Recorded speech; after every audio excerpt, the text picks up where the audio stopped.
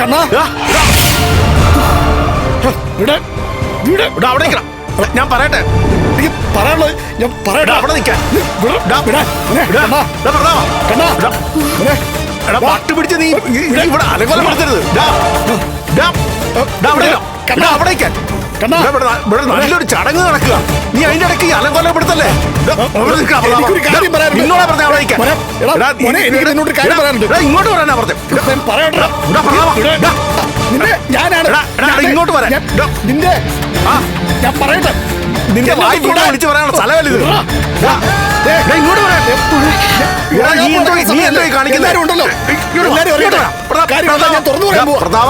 നിന്നോടാ പറഞ്ഞ ഇങ്ങോട്ട് വരാൻ. നല്ലൊരു ചടങ്ങ് നടക്കുമ്പോ നീ വെറുതെ അലമ്പുണ്ടാക്കല്ലേ? മോഹിനി, ലക്ഷ്മി, സത്യമല്ല, എനിക്ക് കണ്ണനോട് തുറന്നു പറയണം. എന്തോ പറയാനാണോ? നീ ഇത് അലങ്കോലപ്പെടുത്താനല്ലേ വന്നത്? എടാ ഞാനാടാ വർഷങ്ങൾക്ക് കഴിഞ്ഞ് പോയില്ലേ?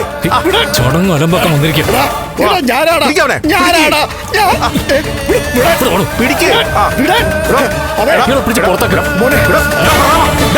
വർഷങ്ങളായിട്ട് എന്റെ മനസ്സിൽ കൊണ്ട് നടക്കുന്ന ഭാരോ പോലെ എനിക്ക് ഇന്നെങ്കിലും നിന്നോട് പറഞ്ഞില്ലെങ്കിൽ എനിക്കൊരു സമാധാനം കിട്ടത്തില്ല. ഈ ഒന്നുമില്ല. ഞാനാടാ ഒന്നും പറയണ്ട. ചടങ്ങ് അലമ്പാക്കാൻ വേണ്ടി വന്നിരിക്കുക. ഇങ്ങോട്ട് ഇറങ്ങാൻ നിങ്ങളൊന്നും നോക്കണ്ട, കാര്യങ്ങൾ നടക്കട്ടെ. കണ്ണാ, മഹിയുടെ നെറ്റിയിൽ സിന്ദൂരം തൊടാതെ അവിടുന്ന് മാറരുത് കണ്ണാ. അങ്ങോട്ട് പോടോ.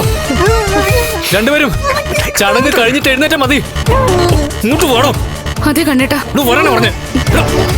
ചടങ്ങ് നടക്കട്ടെ. താനൊന്നും പറയണ്ട, ഇങ്ങോട്ട് മര്യാദ വരാനാ പറഞ്ഞേ. ചടങ്ങ് മുറിച്ച ദോഷം. ഇങ്ങോട്ട് പോടോ. അയാളെ വിട്. വേണ്ട മോനെ, അവൻ അലമ്പാ. അങ്ങനെ വിടാൻ പറ്റത്തില്ല. അച്ഛൻ അതുപോലെ വയലണ്ട. അയാൾക്കെന്തോ എന്നോട് പറയാനുണ്ടെന്ന് തോന്നുന്നു. ഒന്നും പറയാനുണ്ടാവില്ല മോനെ.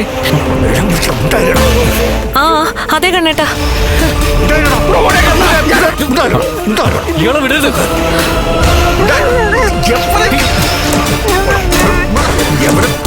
ഓ സമ്മതിച്ചു. വിശ്വനാഥൻ തന്നെ, കണ്ണന്റെ അച്ഛൻ തന്നെ ഇയാളുടെ ശരീരത്തിൽ കയറിയിരിക്കുന്നത്. മിണ്ടാ അങ്ങോട്ട് നടക്കണോ?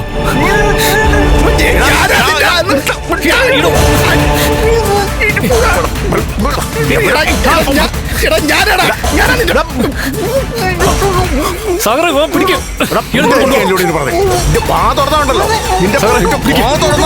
പുറത്തേക്ക് ചുമ്മാ അലമ്പുണ്ടാക്കാൻ വന്നിരിക്കാം. വട്ട് പിടിച്ചവനൊക്കെ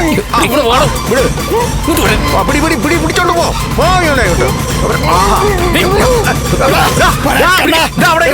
നീ കുഞ്ഞായിരുന്നപ്പോ നീ അത് കേൾക്കണം.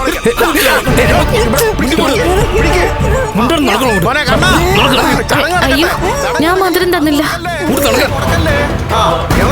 കൈകാര്യം ചെയ്തോളാം. എനിക്ക് പറയണം.